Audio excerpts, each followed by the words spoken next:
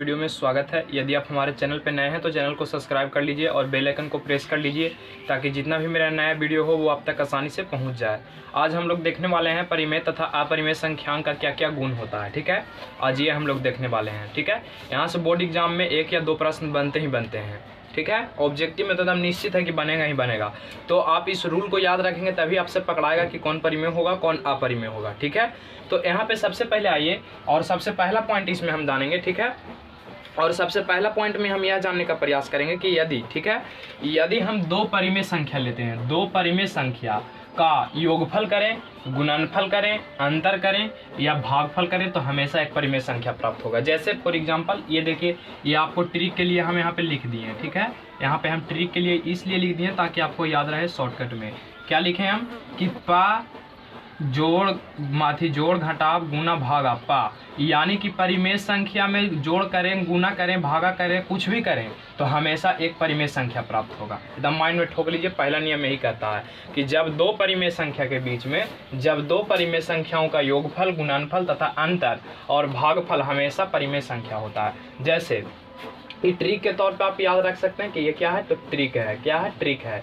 यानी परिमेय संख्या में जब परिमेय संख्या को जोड़ेंगे, घटाएंगे, गुना करेंगे, भागा करेंगे, कुछ भी करेंगे तो हमेशा एक परिमेय संख्या प्राप्त होगा। जैसे यदि हम आपसे बोल दें कि 5/2 और प्लस 3/2 6/5, ठीक है, यदि आप इसको जोड़ेंगे तो हमेशा कोई ना कोई एक क्या प्राप्त होगा, संख्या प्राप्त होगा। होगा कि नहीं होगा? आप इस प्रकार से एलसीएम लीजिएगा। ठीक है, एलसीएम लीजिएगा, 10 हो जाएगा, 2 × 5 = 10, 5 × 25 हो जाएगा, प्लस ये 5 दूनी 10 तो 6 दूनी 12, यहाँ जोड़ लीजिएगा आप तो हो जाएगा कितना, 7, 37/10 हो जाएगा। तो ये कौन संख्या प्राप्त हुआ? ये जो प्राप्त हुआ कौन संख्या प्राप्त हुआ? परिमेय संख्या प्राप्त हुआ।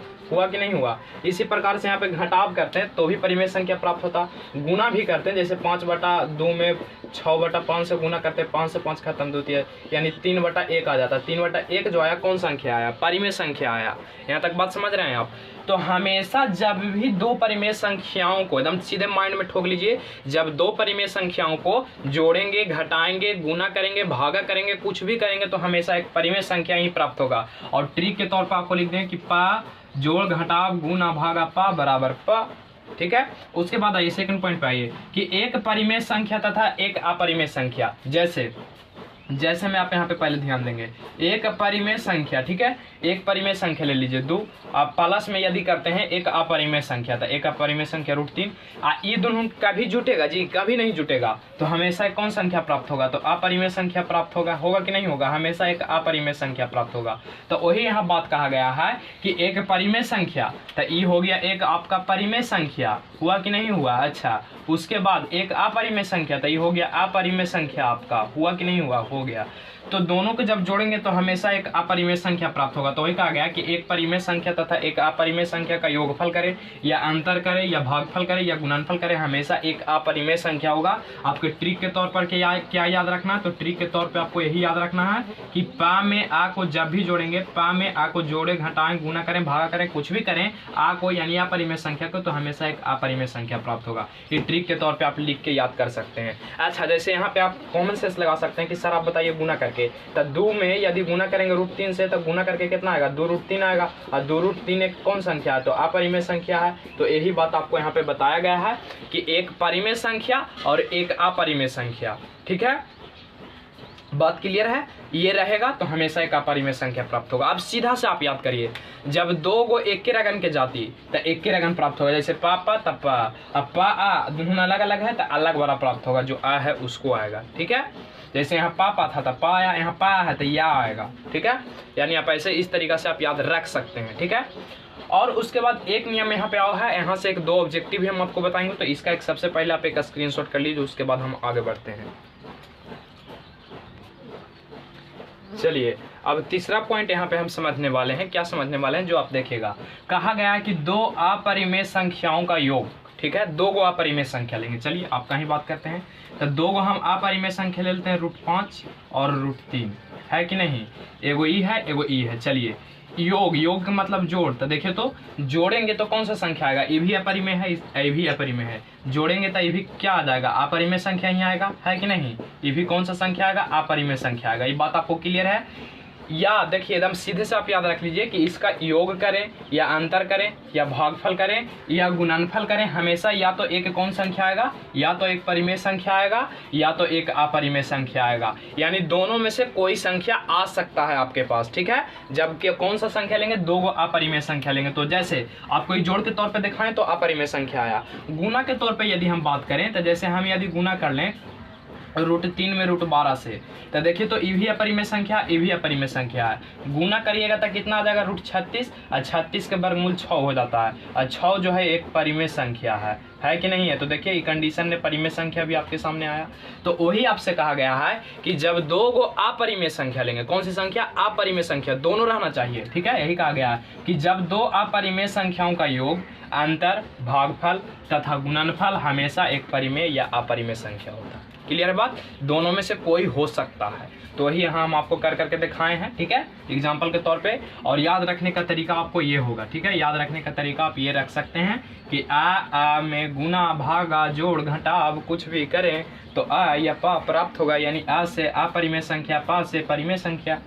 क्लियर है बात, यहाँ तक एग्जाम्पल के तौर पे भी आप देख लिए।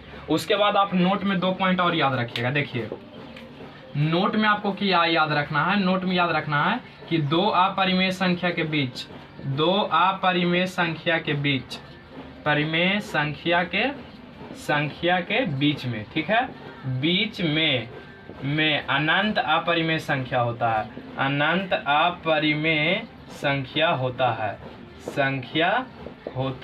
है। क्लियर है बात। यदि आपसे एग्जाम में ऑब्जेक्टिव के तौर पे पूछ दिया जाए कि दो अपरिमेय संख्याओं के बीच में कितना अपरिमेय संख्या होता है, तो अनंत होता है। उसके बाद एक भी तो पहला पॉइंट आपका हुआ। दूसरा पॉइंट आप नोट में याद रख लीजिएगा कि दो परिमेय संख्याओं के बीच, ठीक है, दो परिमेय संख्याओं के बीच, के बीच में, ठीक है, बीच में अनंत परिमेय संख्या होता है, अनंत परिमेय संख्या होता है, परिमेय संख्या होता है। ये भी बात आपको याद रखना है, ये ऑब्जेक्टिव के तौर पे। और ये आपको एकदम 100 में 100% हम आपको आशा दिलाते हैं कि यहाँ से एक क्वेश्चन एग्जाम में बनेगा और यही दोनों में से कोई या आपको एक ऑब्जेक्टिव मिलेगा एग्जाम में, ठीक है। तो आपको याद कर लेना है कि दो अपरिमेय संख्या का है या दो परिमेय संख्या का है, वो दोनों के बीच में अनंत अपरिमेय संख्या होता है, ठीक है। तो इसका पहले एक स्क्रीनशॉट ले लीजिए, उसके बाद हम कुछ बात आपको बताने वाले हैं। चलिए आशा करते होंगे कि आप लोग स्क्रीनशॉट ले लिए होंगे। तो उसके बाद हम यहाँ पे 2-3 बात आपको बताते हैं। सबसे पहले ध्यान दीजिएगा, ध्यान आपको क्या देना है, जो आपको यहाँ पे थोड़ा सा देखना है, आपका जो है वास्तविक संख्या, कौन सा संख्या हम लोग पढ़ रहे थे, वास्तविक संख्या पढ़ रहे थे कि नहीं पढ़ रहे थे, वास्तविक संख्या पढ़ रहे थे। तो वास्तविक संख्या का जो इंट्रोडक्शन है, इंट्रोडक्शन जो है आपका क्या हो गया, तो खत्म हो गया, ठीक है। इंट्रोडक्शन का जो क्लास था वो आपको क्या हो गया, समाप्त हो गया है। अब जो क्लास आपका आएगा, आपको तो हम बताए थे कि जो भी हम कोई भी अथी पढ़ाएं वो पढ़ाएंगे भारतीय भवन के अनुसार। कौन सा बुक के अनुसार पढ़ाएंगे, तो भारतीय भवन के अनुसार पढ़ाएंगे। तो आप लोगों के पास भारतीय भवन किताब होना चाहिए। कल से जो है ये तो आपका पूरा जितना भी बेसिक चाहिए था चैप्टर 1 में वास्तविक संख्या में, वो हम आपको दे दिए हैं। अब जो होगा चैप्टर का एक्सरसाइज हल कराएंगे आपको, ठीक है। तो कल से भारतीय भवन का, ठीक है, भारतीय भवन का एक्सरसाइज 1 शुरू हो जाएगा आप लोगों के लिए। अब धीरे धीरे रेगुलर वीडियो आते रहेगा, ठीक है। तो मिलते हैं आप लोगों से कल एक्सरसाइज 1.1 से। Thank you.